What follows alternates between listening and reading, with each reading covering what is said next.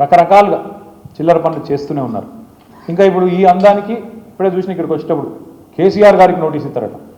ఏది ఈ లొటపీస్ కేసులో ఇచ్చుకో, ఏం చేసుకుంటావో చేసుకో, ఏం భయపడం, ఏం చేసుకుంటావో, ఎన్ని అడ్డమైన స్టోరీలు నడిపించుకుంటావో, ఎన్ని కథనాలు వడ్డించి వారుస్తావో వార్చు, ఏం భయపడం, అన్నీ ఎదుర్కొంటాం.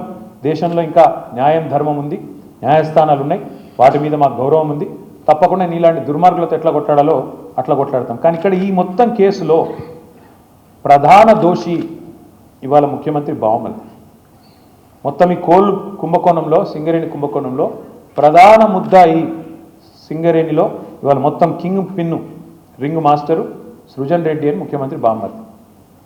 ఇదివరకు అమృత్ స్కామ్లో కూడా ఈ ముద్దాయే భాగస్వామి, ఇప్పుడు కూడా ఈ సింగరేణిలో కూడా ఆయనే ఉన్నాడు.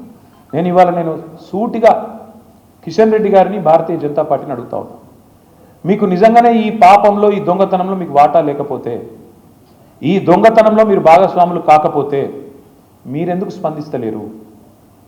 సింగరేణి అంటేనే ప్రభుత్వ రంగ సంస్థ, 51% రాష్ట్ర ప్రభుత్వానిది, 49% కేంద్ర ప్రభుత్వానికి వాటా. మరి మీకు ఇలా వాటా లేదా?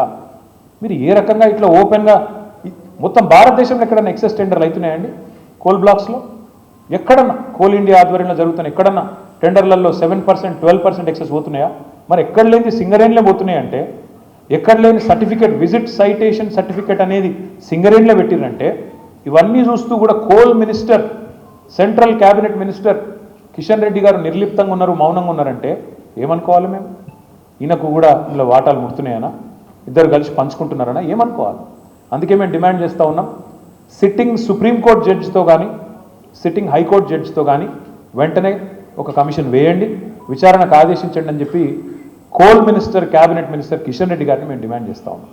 మీరు కేంద్ర ప్రభుత్వంలో ఉన్నారు కాబట్టి మీరు రాయొచ్చు డైరెక్ట్గా లెటర్, మీరు రాయండి, సుప్రీంకోర్టుకు రాయండి, సీజేకి రాసి ఇట్లా కుంభకోణం జరిగింది సింగరేణిలో, అక్కడ సెంట్రల్ గవర్నమెంట్ వాటా 49% ఉన్నది, ఇలా సింగరేణిని ఇష్టం వచ్చినట్టుగా దుర్మార్గంగా కొంతమంది చెరబట్టినారు, వెంటనే ఇందులో లోతుపాతులు చూడాలని చెప్పి ఈ సైటేషన్ సర్టిఫికేట్ ఎందుకు పెట్టినారు?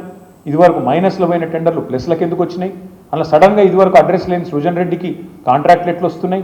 ఇవన్నీ బయటపడాలంటే, దొంగలు దొరకాలంటే సిట్టింగ్ జడ్జితో, సుప్రీంకోర్టు సిట్టింగ్ జడ్జితో న్యాయ విచారణ జరగాలి అని మేము డిమాండ్ చేస్తూ ఉన్నాం మా పార్టీ తరఫున.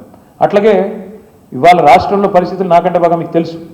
ఏ ఒక్క వర్గం కూడా పేపర్ తీస్తే ఏ ఒక్క వర్గం కూడా సంతోషంగా లేదు. ఎక్కడ వాళ్ళు అక్కడ రైతులు రైతు బంధు కోసం ఎదురు చూస్తూ ఉన్నారు. సంక్రాంతి పోయింది, నాట్లేసే టైం అయిపోయింది, ఇవాళ ఎన్నికలు లేవు కదా పంచాయతీలలో, అందుకే రైతు బంధు లేదు. ఇవాళ మళ్ళీ చీరలు వచ్చే కార్యక్రమం స్టార్ట్ చేసారు పట్టణాలలో.